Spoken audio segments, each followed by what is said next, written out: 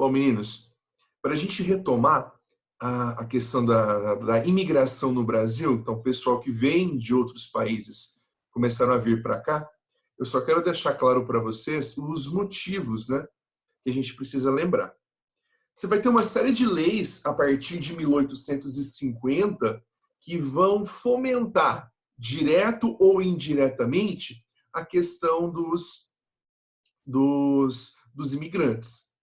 A partir de 1850, no cenário do Brasil, você vai ter a assinatura da Lei Eusébio de Queiroz. A Lei Eusébio de Queiroz, ela proibia, por pressão britânica, tá? Por pressão da Inglaterra, o tráfico de escravos. E a Inglaterra já deixou muito claro que qualquer navio negreiro que fosse interceptado pela Marinha Britânica seria julgado pelas leis britânicas, né? Então não era muito interessante você ter mais esse tipo de atividade no Brasil. Só que o que vai acontecer? Proibiu-se o tráfico. Eu não poderia mais trazer escravos da África. Só que o comércio de escravos dentro do Brasil, que era muito grande também, principalmente na questão de reprodução, porque você tinha homens e mulheres negros que eles eram procriadores. Então, essa atividade ainda era permitida no Brasil, infelizmente, tá? O Dom Pedro, se você olhar algumas biografias dele, Dom Pedro II, ele era abolicionista, ele era contra a escravização dos negro-africanos, só que ele não tinha tanto poder, certo? Porque toda a oligarquia, toda a política brasileira estava pautado na agropecuária. Então, querendo ou não, aqueles fazendeiros tinham muito poder no Senado, muito poder no Congresso. Então, o Dom Pedro II ficou um pouco engessado nesse cenário, nesse momento aí, a partir do final do século XIX, certo? Mas ele era contra a escravidão, tanto que ele pagava salário para os escravos. Ele era um imperador muito, muito, muito bem visto, vamos colocar assim, nesse cenário de preservação dos direitos humanos. Esquecendo aí a Guerra do Paraguai. E na Guerra do Paraguai foi um momento desastroso para o governo dele. Tá? Para você lembrar da Guerra do Paraguai, lá você tem que ir um pouquinho para a história e foge um pouco da geografia. O que acontece? Vamos lá então. Em 1850 você vai ter a Lei Eusébio de Queiroz. Se não me engano, foi a princesa Isabel que assina, que outorga a lei. Porque o Dom Pedro ele era muito doentinho, então ele ficava muito tempo na Europa tratando e tal. O que vai acontecer? Proibiu-se, em 1850, o tráfico de escravos. O fazendeiro já sabia que o buzuzu, que o assunto na Europa e nos outros países do continente americano era para acabar com a escravidão. Não era para ter. Né? Se não me engano, o Brasil foi o último país a abolir a escravidão. Então, nesse cenário, os fazendeiros já começaram a pensar, poxa, eu vou ter que bolar uma nova estratégia, eu vou ter que bolar uma nova mão de obra para poder suprir a mão de obra negro-africana, porque mais dia, menos dia, essa mão de obra ela vai ser alforriada e eu vou precisar de trabalhadores para trabalhar para mim. Ótimo. Só para seguir as leis abolicionistas ali, em 1871, você vai ter a lei do ventre livre. Pode aparecer lei do ventre livre ou pode aparecer lei Rio Branco, ou Barão do Rio Branco. O que é o ventre livre? Teoricamente, passa a impressão que é uma lei muito boa, né? As crianças negro-africanas que nascessem a partir de 1871 nasceriam libertas. Beleza, o que adianta? O filho ser livre, o pai e a mãe são escravos.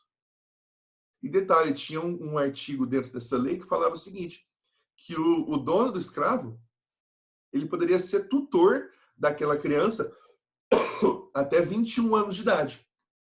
Então, até 21 anos de idade, você poderia continuar com aquela criança, ou aquele jovem, ou quase adulto, como escravo. E depois de 21 anos aí que ele se tornaria liberto. Então, percebe que é uma lei que é boa, mas mal executada. Em 1885, você percebe que já está acabando o segundo reinado ali. Em 1885, você vai ter a assinatura da lei do sexagenário. Pode aparecer lei do sexagenário ou lei Saraiva-Cotegipe, né? Aí os escravos acima de 60 anos, eles seriam libertos. Só que pensa um pouquinho, que escravo que chegava a ter 60 anos, e que qualidade de vida aquele negro africano que chegou com 60 anos teria? E que inserção, né, na sociedade essa população teria? Então, você percebe que as 4 leis abolicionistas, elas não vão trazer uma inserção social para o negro africano, certo? Para o escravo. Tem um chat aqui, deixa eu ver. Então, Marília, então a lei de 1850 era a abolição da escravidão apenas... Não era abolição da escravidão, Marília, era a proibição do tráfico. Eu não poderia ir na África comprar escravos. Essa é a lei Eusébio de Queiroz. É que você colocou aí como abolição da escravidão. A abolição da escravidão é a Lei Áurea. A Lei Áurea é em 1888, se não me engano, 13 de maio. Certo? Imagina. Certo, meninos? Quando você tiver dúvida, pode mandar áudio, tá? Fica mais fácil para mim, que eu tenho que aqui abrir o chat aqui. Se você mandar no grito aí, eu te escuto melhor. Tá? Fica mais fácil para a gente. Então, vamos retomar. 1850, proíbe tráfico. 1871, ventre livre. 1885, sexagenário. Aí chega 1888. Aí você vai ter a abolição da escravatura, certo? Assinado ali pela princesa Isabel. E um dos motivos ali pelo fim do segundo reinado, pela queda do Dom Pedro II, que você vai ver que foi no ano seguinte, 1889, vai ser isso daí. Então, toda a oligarquia, não só cafeeira, mas principalmente cafeeira, não vai aprovar essa atitude, né? Aí você pega a Guerra do Paraguai, que foi extremamente desastrosa para as finanças do Brasil. Então, você vai ter todo um cenário que vai fazer com que o Dom Pedro II caia, né? Ele perca aí o seu poder. Aí o Brasil passa de monarquia, passa para ser república lá com presidencialismo, certo? Daí a gente chega lá, a partir de 1850, os fazendeiros precisaram bolar uma estratégia então para trazer imigrantes para trabalhar. Daí você viu aí os cinco principais que vieram para o Brasil. Deixa eu mostrar aqui para a gente, ó. Trabalhar com 2 telas nem sempre é vantajoso. Aqui. Certo? Óbvio, né? Os italianos e os portugueses, espanhóis, alemães e japoneses. As 5 nacionalidades que vieram com mais quantidades.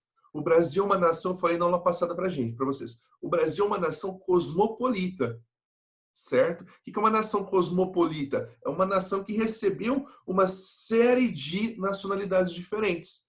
Assim como os Estados Unidos também foram formados por imigrantes, o Brasil também. Por isso que eu não aceito, é muito repugnante você falar que tem a xenofobia no Brasil. Mas, infelizmente, tem dentro do Brasil com o próprio brasileiro. Porque se você lembrar das regiões e tal, lá você tem um preconceitinho aí bem estranho, e não era para acontecer. Essa parte dos imigrantes a gente já viu, né? Ó, os portugueses e os espanhóis ficaram mais na questão das cidades, no comércio e na prestação de serviços, os bares, os botequins, as padarias e tal. Ficou mais concentrado com os portugueses, artesanato, né, costura, sapato, não sei o quê, ficou na mão dos espanhóis. Tem uma contribuição muito grande do negro africano, só que a crítica que eu faço ao governo foi que depois das leis abolicionistas, o governo brasileiro não criou estratégias de inserção social para os negro-africanos, certo? Daí hoje você tem aí cotas e uma série de ferramentas para tentar solucionar problemas de origem histórica. Se eu sou a favor, se eu sou contra, já é outro assunto, certo? Daí você tem também, detalhe, os suíços e os alemães foram os primeiros a vir, em 1815. Porque se você lembrar, 1818, perdão. Porque se você lembrar, a partir de 1808, o Brasil deixa de ser colônia e passa a ser metrópole. A família real vem para o Brasil, certo?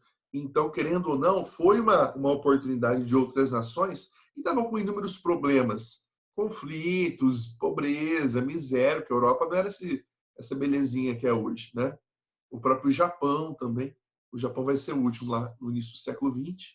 Mas, enfim, essas nações vêm para o Brasil como vendo, né, vislumbrando uma oportunidade de melhoria de vida, de recomeçar uma vida nova, certo? Como se fosse uma colônia de povoamento, se você lembrar lá de Estados Unidos, colônias do norte e colônias do sul. Tranquilo?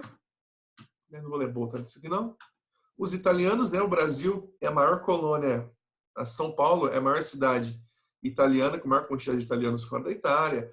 O Brasil é a maior colônia japonesa, né, de japoneses fora do Japão, e assim sucessivamente. Então, o Brasil vai receber uma grande quantidade de imigrantes, vislumbrando aí essa melhoria de vida.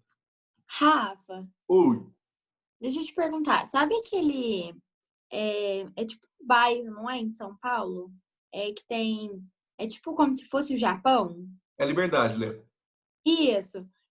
Tem alguma coisa a ver com muitos imigrantes em São Paulo ou não? Sim, justamente. Quando eles chegaram, eles ficaram ali em São Paulo. Os que ficaram na situação do urbano, né? Aí você tinha alguns colonos japoneses que foram para o norte do Paraná e para o oeste de São Paulo. Mas aí esse pessoal foi para cultivar agrícola, plantar frutas, verduras e legumes. Mas é aquele pessoal que ficou, que já estava condicionado ao setor urbano, comércio e serviços, ficaram em São Paulo. Por isso que a Liberdade, que essa fotinha que você está vendo, sim, é um bairro muito com uma grande quantidade de orientais, não só japoneses, tá? Você tem chineses, coreanos, enfim. Tudo pastel de flanco. A xenofobia. Certo? Bruxela, Oi. nesse contexto, tipo assim, da política brasileira, essas leis, a Lei Áurea, a Lei do Sexagenário e tal, chegaram essas nações no Brasil porque os fazendeiros eles estavam tipo precisando de outra mão de obra? Uhum. Justamente, para substituir a mão de obra negro-africana. Mas aí tipo, eles vieram por vontade própria, essas outras nações. Criou todo um lobby. Houve uma propaganda muito forte. O governo fez isso, tá?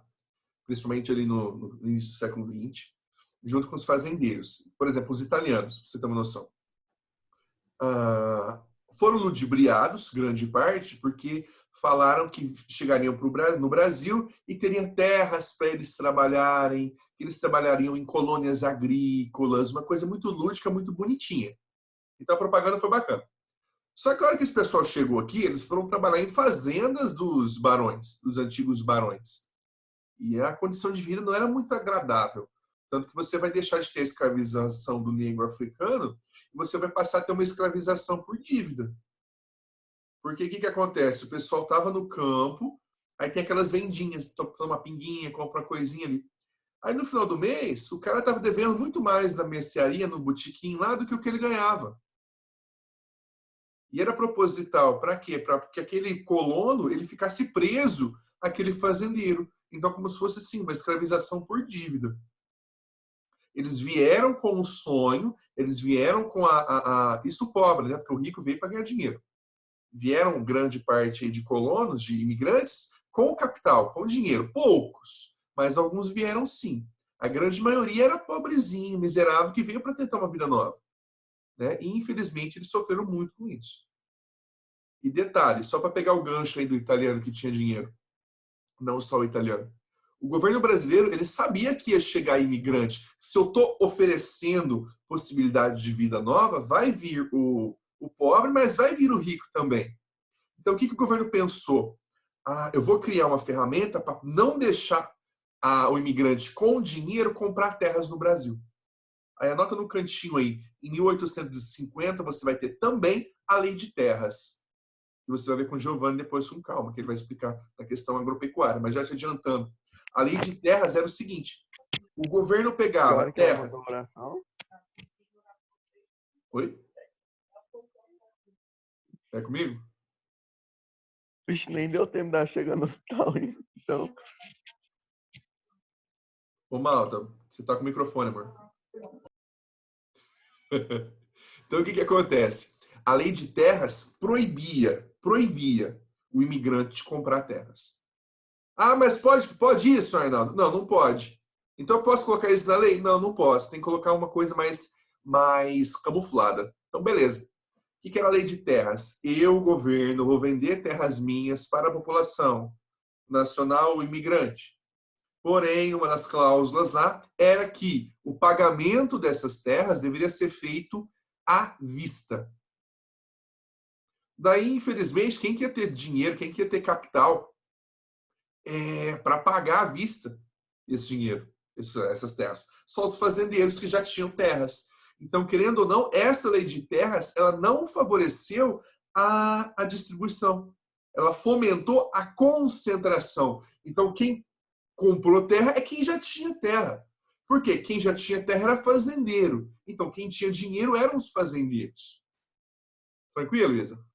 Ô, Rafa, Oi.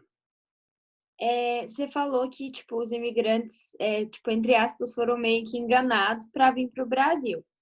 Eles tinham as mesmas condições que, tipo, os escravos tinham? Tipo, trabalhavam em troca de comida e moradia ou não? Era assalariado, Lê.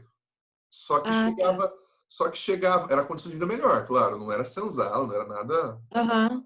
Só que a hora que chegava o pagamento, você estava devendo o triplo na mercearia, na vendinha lá, né? Então, Ah, meio que eu trabalhava para pagar o fazendeiro, entendi. entendeu? Aí Aham. esse fazendeiro usava a argumentação que ele ajudou a pagar a viagem, então você tinha que pagar a viagem para chegar de navio para cá para o Brasil. Então os fazendeiros criavam uma série de ferramentas para manter aquele imigrante preso com ele. Mas e os que tinham, tipo, mais condição, que você falou? Tipo, eles vinham, aí eles, tipo, viam que não tinha nada e voltava? Ou não? Não, aí foi para a cidade, né? Aí foi para comércio, foi para Ah, serviços. No início do século XX vai começar a indústria. Então foi esse pessoal aí. entendi, Quem tinha entendi. condição ficou na cidade. Mas aí, tipo, eles só não conseguiam comprar terra, as outras coisas eles conseguiam. Sim, eles só não tinham, só não conseguiam comprar propriedades rurais. Aí, Tipo, produto para vender, essas coisas eles sim, conseguiam. mascate, sim, com certeza. Ah, entendi. Você pegar, tem um documentário acho que é o History, que fala justamente sobre isso. Eu vou lembrar o nome, eu coloco no Classroom para você, se eu achar. Que fala sobre os Matarazzo, a família Matarazzo, que é uma família italiana, né, que vai ser de fundamental importância no processo de industrialização de São Paulo. A família Penteado e a família Matarazzo. Vou ver se eu acho o link, eu coloco lá para vocês darem uma olhadinha. Certo? Aí Tá pega bom. essa questão. Obrigada, Ele era viu? mascate, ele saía vendendo as coisas. Igual hoje em dia tem, os caras vendendo panela e tal. Mas naquela Ah, época tinha muito mais. Certo? obrigada. Imagina.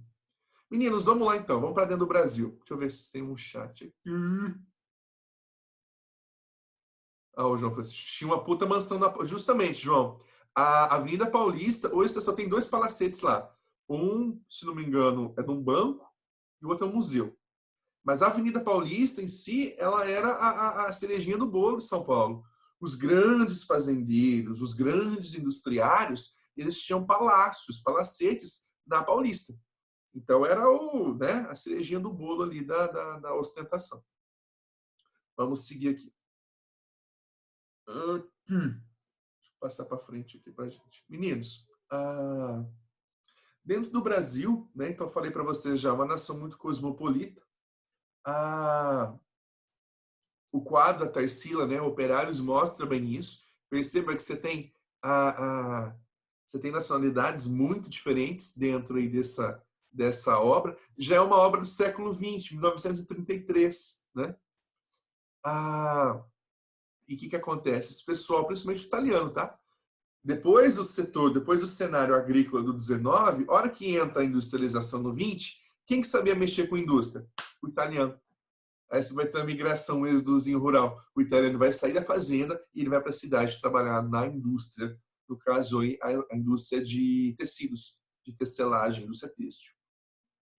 Dentro do Brasil, meninos, vamos lá. Ó. Você tem o quadro Retirantes, do que a gente já viu na aula passada, do Cândido Portinari, Criança Morta e o Enterro na Rede. São 3 quadros aí que o Portinari vai pintar para ilustrar as migrações internas. Você fez um trabalhinho para mim lá do João Cabral de Melo Neto, que mostra também o retirante, que são as migrações dentro do Brasil. Então, migrações de brasileiros do Brasil para o Brasil. Migrações entre regiões, que é a hora que a gente entra aqui. Certo? A gente trazendo já para século XX, eu não vou entrar no contexto do século XVIII, XVII, XVI, XV. Vamos partir da industrialização. A partir do século XX, a partir da primeira metade, ali, da segunda metade no caso, a partir da década de 50, pensa, o Sudeste ali, ó, estourando o desenvolvimento industrial, 60 ali, você já vai ter a construção de Brasília, né? Então você vai ter uma vinda muito grande de nordestinos, principalmente para Sudeste e para Centro-Oeste, certo? Que é o que fala ali no esqueminha. Nos anos 50, pode-se observar o maior fluxo migratório já registrado no país com relação a dois fluxos principais. O primeiro do Nordeste para a fronteira agrícola, Centro-Oeste Paraná, né? Um pedaço do Sudeste, e para o eixo industrial São Paulo-Rio. E o segundo, ainda mais acentuado, do Sul para o Mato Grosso. O que vai acontecer? Pensa comigo. O litoral do Brasil é a região mais urbanizada pelo processo de ocupação territorial. A região central do Brasil não era tão ocupada. A capital do Brasil era o Rio de Janeiro. Antes foi Salvador. Então, né, as capitais do litoral, as principais cidades próximas do litoral. O interior do Brasil, Judite, não era ocupado, não era urbanizado. Você tinha um déficit populacional muito grande. Aí o que vai acontecer? Só curiosidade, vem o governo JK. O que o JK vai fazer? Ele vai bolar uma estratégia de construir Brasília, de construir uma nova capital. Opa! Deixa eu voltar. De construir uma nova capital no centro do Brasil, literalmente. Tanto que Brasília foi, se você olhar milimetricamente, ela está posta, ela foi colocada no meiozinho do Brasil. Para quê? Para levar o desenvolvimento para o interior do país. E querendo ou não, o pessoal do Sul tinha um pouquinho mais de dinheiro. E o pessoal do Sul vai começar a comprar terra no Centro-Oeste. Se você pega grandes fazendeiros do Centro-Oeste hoje, produtores de soja e tal, os caras são sulistas, eles são do Sul. É quase um Majin rosa, parece um alemãozão. Então, grandes fazendeiros, a maior parte dos fazendeiros do Centro-Oeste, lá nos anos 60, tá? Eles vão comprar terras. O governo começa a vender, eram terras devolutas, terras do Estado. E o governo, para fomentar o desenvolvimento, ele começa a vender essas terras e o pessoal do Sul começa a comprar. Então, nos 50, 60, você vai ter dois fluxos. Nordeste para Centro-Sul, em busca de melhoria de vida. E você vai ter do Sul para o Centro-Oeste, em busca aí de terras, em busca aí de propriedades rurais. Justamente, João, a Brasília estava prevista desde a primeira Constituição, acho que era o artigo 4º. 4º, não sei, mas já tinha essa discussão em cima da construção de Brasília, sim. Tranquilo? Então, dos anos 50 a 60, você vai ter esse fluxo. De caiu aqui. Vamos ver.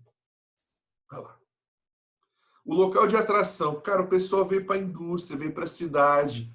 O nordestino, infelizmente, meninos, ele não tinha uma qualificação, né, profissional para trabalhar no Sudeste, nas indústrias. Então, o que eles vão fazer? Eles vão trabalhar em obras, em empregos, da mesma forma que o mexicano foi para subemprego nos Estados Unidos, o nordestino ele veio para subemprego em São Paulo, no Sudeste. Então, vai trabalhar na construção civil, vai trabalhar de pedreiro, certo? Vai trabalhar com empregos não tão... Rafa, Oi. então, tipo, meio que o Centro-Oeste começou, tipo, a ter população, indústria e tal, só depois do governo JK? Anos 50. Isso. Entendi. Porque a hora que você constrói Brasília, e depois os militares também, tá pegando 60 ali, mas enfim. Você vai ter a construção de rodovias, né? Então, as cidades próximas a essas rodovias não precisavam de população, precisavam de ter uma atividade econômica, né? Precisava ocupar o Brasil. Então, foi a partir dos anos 50, mas seguiu aí 60, 70 até hoje. Certo? Tanto se você pega a quantidade de população, ainda, a maior população brasileira está no Nordeste e no Centro-Sul. Não está no Norte nem no Centro-Oeste. Então, precisava fazer esse trânsito populacional para ocupar o território. Bruxelas. Oi. Mas a ideia, esses fluxos migratórios que aconteciam, por exemplo, do Nordeste para a região Centro-Sul, enfim, eles tinham como a ideia principal trabalhar nas indústrias. Trabalhar onde pudesse. Não necessariamente, onde pudesse. Qualquer trabalho seria melhor do que no sertão. Olha que triste. Mas, tipo, mas alguns já haviam com a intenção de ter subempregos, ou subempregos era uma falha tipo, por eles não conseguir chegar a um cargo na indústria. Então, eles vinham com o desejo de melhorar de vida ou de ganhar dinheiro e voltar. O nordestino, eu acho muito bonito esse sentimento de pertencimento que ele tem com o território do Nordeste. Então, o que a maioria faz ou fez, né? Eles vieram para trabalhar para ganhar dinheiro, só que eles queriam no futuro voltar para o Nordeste. Tanto que mandavam dinheiro para lá, para a família. Ou vinha só o pai, ou vinha, enfim, largava a mãe para trás. Mas a tentativa não era nem de subemprego, era o que viesse. Era o que viesse. O que eu conseguisse no Sudeste ia ser muito mais interessante do que se eu ficasse no sertão. Lembra lá da obra do João Cabral de Melo Neto, né? do Irmão das Almas lá. Certo? Então, quem trabalhava nas indústrias, tipo, quem era a maior parte dos trabalhadores da indústria? Eram os descendentes de italianos e o próprio nativo do Sudeste. Entendi, obrigada. Imagina. Não que você não tinha nordestino na indústria, não é isso. Mas é que grande parte não conseguiu, porque não tinha uma capacitação profissional, né? Até hoje. Não só o nordestino, mas qualquer um que não tenha capacitação profissional não está inserido no mercado de trabalho. Tá? Meninos, vamos seguir aqui, ó. Então você tem 50, 40, 50, 60 ali, dos anos 50 e anos 60. Sai do Nordeste, vem para o Centro-Sul. Sai do Sul, vem para o Centro-Oeste. Anos 60 e 70. Muda um pouquinho, ó. Cadê a faixa? Olha a diferença. Quase não tem. Você vai sair do Sudeste, do Nordeste, continuar vindo para o Sudeste, para o Centro-Sul. Vai potencializar. Isso aí você tem governo militar na coisa. Você vai entender já já. Vai ter a potencialização. Perceba que a flecha do Sudeste, do Sul para o Centro-Oeste aumenta. E você vai ter uma flechinha do Nordeste lá para o Norte. Aí você fala para mim, Bruxela, mas que o cara vai sair do Nordeste e vai lá para o Norte? Anota no pedaço de papel aí para você. Zona Franca de Manaus. Você vai ter um polo industrial, um polo econômico muito interessante que o governo militar vai criar. Você vai ter também obras de construção de usinas hidrelétricas na região norte, então preciso de mão de obra. E a mão de obra usada vai ser o pessoal do Nordeste. Além, óbvio, da própria população do Norte.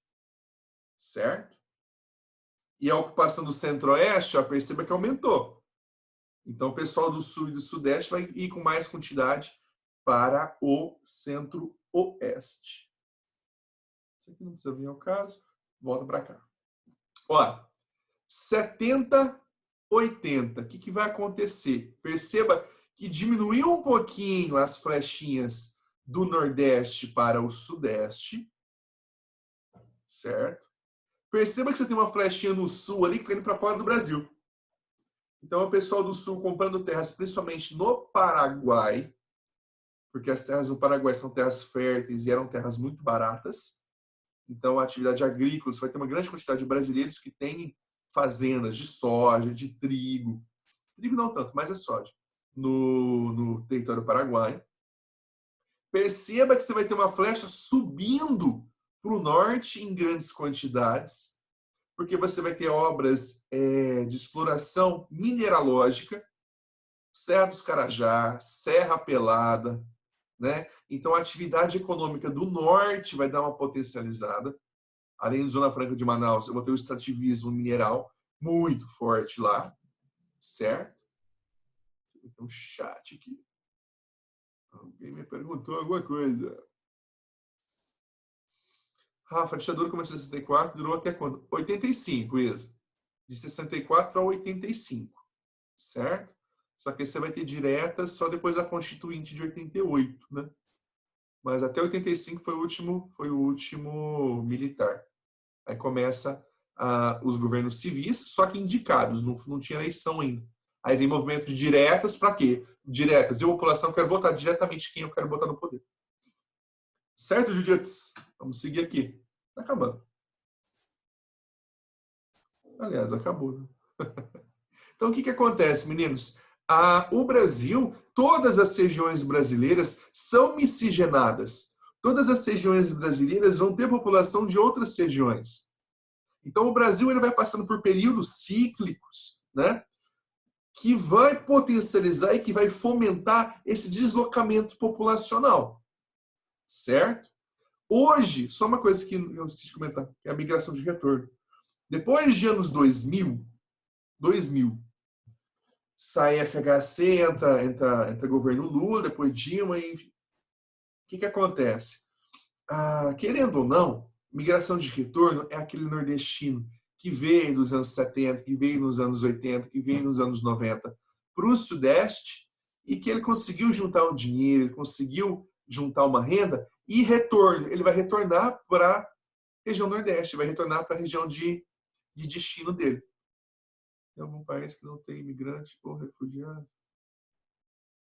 A Isa está perguntando se tem algum país que não tem imigrante ou refugiado. Isa. Coreia do Norte? Todo país vai ter, direto ou indiretamente, né? Mas eu acredito que um que não tenha mesmo é a Coreia do Norte. Cuba. Cuba também. Porque são governos mais centralizadores, né? Daí é um pouquinho mais difícil de ter. Certo? Então, essa migração de retorno vai acontecer a partir dos anos 90 para 2000, onde os nordestinos que vieram para o Sudeste vão voltar para o Nordeste, porque conseguiram um pouco de renda. E querendo ou não que eu estou defendendo o partido político acusando, não é isso. Mas a hora que você entra com o partido do PT, ele vai trazer uma melhoria, uma pseudo-melhoria para as classes C e D. E aí vem Bolsa Família, vem os auxílios do governo, certo? Então, a melhoria de vida no Nordeste vai acontecer um pouquinho. Então, esse pessoal que estava no Sudeste, volta para o Nordeste. Tranquilo, bonitos? Tem alguma dúvida? Pergunte, deixa eu tirar o share aqui. Pronto. Peraí, deixa eu ver. Isso, João, até 85. Isabela, pergunta. Os países em guerra nesse momento de quarentena, como os refugiados estão indo embora? Não estão, né? Não estão. Esse é um problema muito sério, porque se já está complicado a Covid para o nativo, agora você imagina o refugiado. E o pessoal não tem falado também, mas imagina o continente africano. O quão grave, o quão sério essa pandemia vai trazer as consequências para esse continente. É muito triste. A faixa de Gaza entrou em bandeira branca, não entrou? Cara, a faixa de Gaza, Léo, fala que entrou, né? Só que não dá para provar. Até porque o problema dos caras é religioso, então não dá para você ter uma certeza, né? A ideia foi de sim, mas... Pergunta mais, gente. Conversa comigo. E é tão estranho que eu fico vendo a carinha de vocês. Eu só vejo fotinha. Ninguém bota a cara no sol, né, mano? Conversa comigo. Pergunta aí. Temos 3 minutinhos aí. Marília, saudade. Também, saudade de vocês. Eu fico vendo foto, não vejo vocês. Maju, oh, bonitinho. E como é que tá? Vocês estão estudando certinho? Deve estar sendo muito pesado para vocês, né?